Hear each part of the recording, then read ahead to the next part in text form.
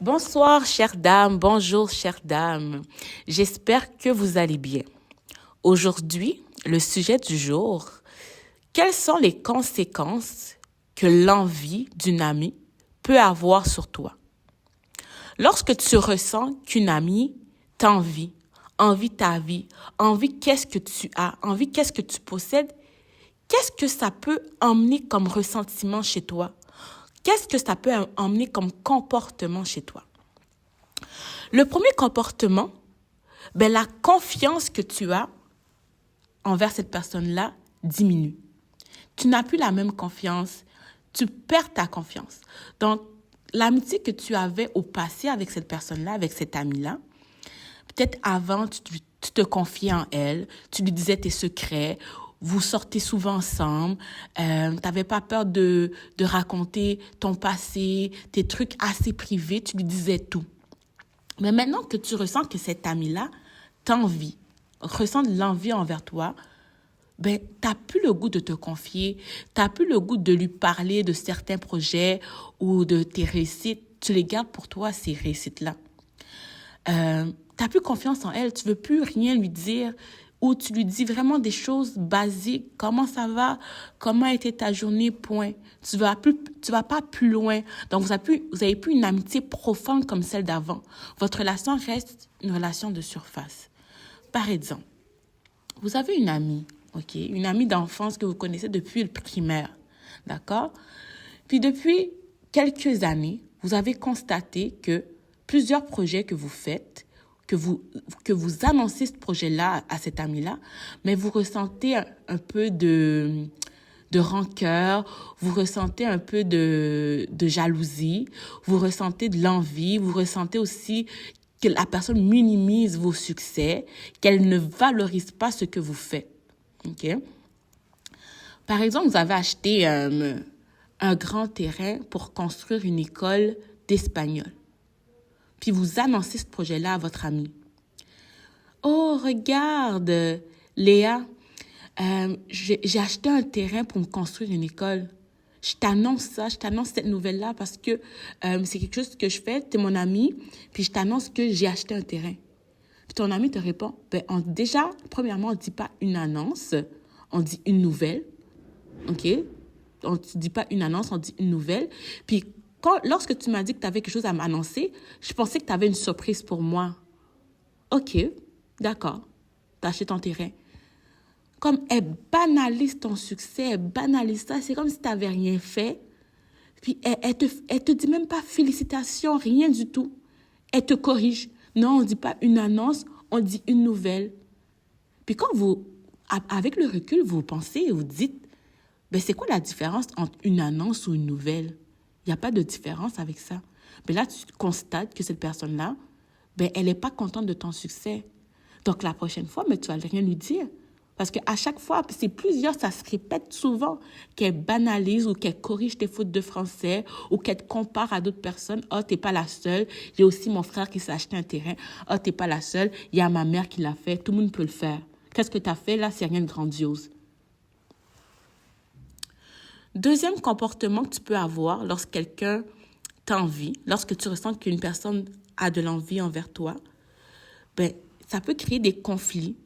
Déjà des conflits intérieurs, puis des conflits externes avec la personne, des tensions. Donc, il y a une tension envers vous, une tension. Tu ressens de la tension dans la relation, que la relation, elle est plus pareille. Puis c'est pas juste toi qui ressens cette relation-là. Même la personne qui t'envie ressent que t'es plus pareil, que t'es distante, que les activités de sortir magasiner, les activités comme aller au restaurant, mais tu vas plutôt éviter. Lorsqu'elle t'appelle, tu vas moins répondre au téléphone. Ou sinon, si tu réponds au téléphone, ça va être très, très de surface, des conversations de surface. T'as mangé quoi? Oh, comment était ta journée? Donc, tu essaies de parler moins de toi, puis c'est vraiment l'ami qui t'envie, qui va plus parler de elle. Puis toi, tu vas vouloir rien dire sur toi, de peur qu'on te juge, de peur qu'on banalise ce que tu dis, de peur que la personne te critique. Donc, vraiment, la tension, c'est plus pareil. Puis, il peut y avoir un conflit aussi. La personne qui la personne qui t'envie peut dire, ben, regarde, pourquoi tu me dis rien de ta vie? Pourquoi tu restes en surface? Je comprends pas. Moi, je te dis tout, tu me dis rien. Mais regarde, je te dis plus rien parce qu'à chaque fois que je te dis quelque chose, tu me dis un commentaire négatif. Puis moi, ça me tente pas de recevoir de la négativité. OK? Donc, ça peut amener à des conflits, d'accord?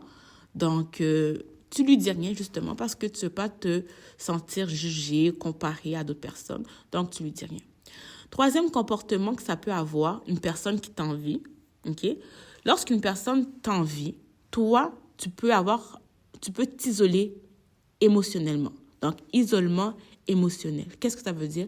C'est que oui, tu es encore ami avec la personne. Les autres personnes de votre entourage savent que vous êtes amis, mais toi, dans ton cœur, tu sais que la relation n'est plus pareille. Tu ne mets plus tes émotions, tu ne mets plus ton cœur dans cette relation-là. Donc, tu sais que c'est une relation de surface. Tu ne vas pas vraiment dire tes émotions, tu ne vas pas te confier. Okay? L'envie peut pousser une personne à se retirer émotionnellement de l'amitié. Elle peut éviter de partager ses succès, ses joies, de peur que la personne l'envie encore plus. Donc, si je te dis toutes mes affaires, mes projets, ben, tu vas m'envier, tu vas ressentir de la jalousie. Et là, j'aimerais ça vous dire, OK, c'est quoi la différence entre l'envie et la jalousie? C'est très différent. OK? L'envie, je vais aller voir la définition, c'est un sentiment de désir mêlé à de l'irritation, de haine qui éprouve quelqu'un contre ceux qui possèdent ce qu'il n'a pas. Donc, c'est comme tu ressens de l'irritation parce que la personne possède qu'est-ce que tu as. Oh, moi aussi, j'aspire à avoir un terrain un jour, mais je ne l'ai pas. Donc, tu es un peu irrité parce que tu aspires à l'avoir aussi. OK? Puis, je conseille aux personnes qui ressentent l'envie, travaillez sur vous-même, puis travaillez aussi sur vos projets. Au contraire, quand tu entends une amie qui fait des projets, tu te dis, ah, mais c'est possible. Si mon ami qui est proche de moi peut le faire, mais moi aussi, je peux le faire. Ça devrait être une source d'encouragement pour vous et non être quelqu'un que vous devez combattre. Au contraire, une amie, c'est tellement une belle ressource. Cette amie-là, elle peut te mettre en contact avec, je sais pas, des entrepreneurs. Elle peut te mettre en contact avec des ressources qui vont t'aider aussi à réaliser ce projet-là. Mais si tu te mets contre elle, tu l'as dit des mots négatifs, mais comment elle va vouloir t'aider? Elle va même pas vouloir t'aider. Lorsque quelqu'un réalise quelque chose que vous voulez faire, au contraire, soyez touché par ça, puis demandez des conseils. Demandez des conseils, puis soyez humble aussi, soyez reconnaissant du fait que vous avez une amie qui avance. Au contraire, moi, si j'ai une amie qui avance, je vais tellement être contente. Au moins, je pourrais me vanter, regarde, mon amie est avocate, regarde, mon amie a une maison. Au moins, je sens que mon entourage, c'est des personnes qui réussissent. Vous voulez vous rester avec des amis qui n'avancent pas? Moi, je ne comprends pas cette logique-là des personnes qui ne veulent pas voir leur ami avancer. Ça veut dire que toi, tu vas avancer tout seul, puis tu veux rester avec des nuls. Tu veux que tes amis soient nuls. Mais si tu as des amis nuls, toi aussi, tu es nul. Quand tu vois tes amis avancer, puis quand tu parles à d'autres personnes, tu dis « Oh, mon ami est ça, mon ami est ça », les gens vont dire « Mais toi, tu es la future personne qui va devenir quelqu'un de grand aussi. » Mais si tu trouves que quand tes amis font des choses grandes, tu ressens de la jalousie, tu ressens de l'envie, mais non, ça ne se fait pas. Et là, je veux vraiment vous dire que la jalousie, c'est différent de l'envie. La jalousie, c'est vraiment, on va plus voir ça chez les gens qui sont en couple ou les gens qui sont des amis. Par exemple, je suis en couple avec mon conjoint, puis je suis jalouse parce qu'il y a une fille qui l'écrit. Mais pourquoi je ressens cette jalousie-là? Parce que j'ai peur que cette fille qui écrit à mon mari, mais vole mon conjoint ou vole mon mari. J'ai peur que cette fille-là prenne ma place. Donc, je me sens menacée dans ma position de femme. J'ai peur que quelqu'un vienne voler ma place. C'est pour ça que je ressens de la jalousie, parce que je ne veux pas perdre ce qui m'appartient. Ou par exemple, vous occupez un poste en tant que, on va dire, gestionnaire d'une grande entreprise. Puis il y a quelqu'un qui est très bon aussi, qui est très compétent. Puis vous avez peur que cette personne-là qui est très compétente vienne voler votre place. Que que les autres personnes, l'élu, puis elles prennent votre place. Puis vous pouvez ressentir de la jalousie parce que vous avez peur de perdre votre position. On peut le voir aussi dans l'amitié. Vous avez une meilleure amie, puis votre meilleure amie se rapproche d'une autre personne. Puis vous avez peur que l'autre personne prenne votre place. Donc, tu te sens insécure dans ta position d'amie, puis tu as peur que cette personne-là occupe une plus grande place dans la vie de ta meilleure amie. Donc, tu peux ressentir de la jalousie parce que tu as peur de perdre ta place, tu as peur de perdre ta position. Donc, c'est très différent, l'envie et la jalousie. OK? Donc, on fait attention à ça. 4e point, tu peux ressentir de l'amertume. OK? Donc, c'est genre, c'est comme une petite rancœur que tu as. Tu dis, oh, elle m'a dit ça, elle m'a rabaissé quand elle m'a dit ça, elle m'a fait sentir mal, elle minimise mes projets, elle corrige mes fautes de français, elle me compare toujours à ses grands frères, ses amis, elle dit que je suis pas meilleure que les autres. Puis, tous ces commentaires négatifs-là, mais tu peux ressentir une certaine rancœur envers cet ami-là. Tu dis, comme, oh, je l'aime pas, tu la hais, j'espère que elle va pas avancer non plus parce que regarde, elle veut pas que j'avance, moi aussi je la souhaite la même chose. Donc, tu peux avoir du ressentiment, de la haine. Donc, ça peut crier chez toi, ces sentiments-là. Donc, voilà. Donc, c'est important de clarifier ça avec ton ami par de la communication, puis te dire comment tu te ressens par rapport à ce qu'elle te fait vivre, d'accord? Puis 5e point et dernier point, non, c'est le 5e point. L'envie peut engendrer une compétition malsaine entre amis où chacun essaye de surpasser l'autre pour pour se sentir meilleur que l'autre, d'accord?